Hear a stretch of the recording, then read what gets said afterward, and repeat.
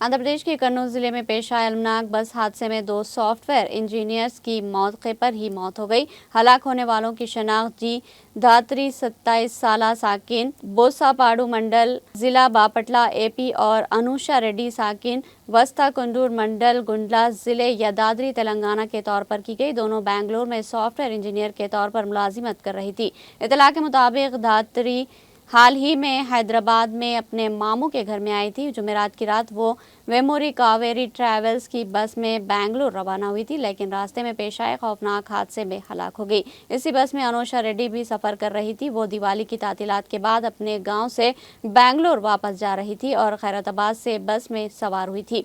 हादसे के नतीजे में दोनों इंजीनियर्स की मौके पर ही मौत हो गई। इनके खानदान में कोहराम मच गया। अनुषा रेड्डी की मौत की खबर सुनकर इनके वालिदैन गम से निढाल हो गए। हुकाम के मुताबिक बस हादसे में हलाक होने वाले दिगर मुसाफिरों की शनाख्त का अमल जारी है।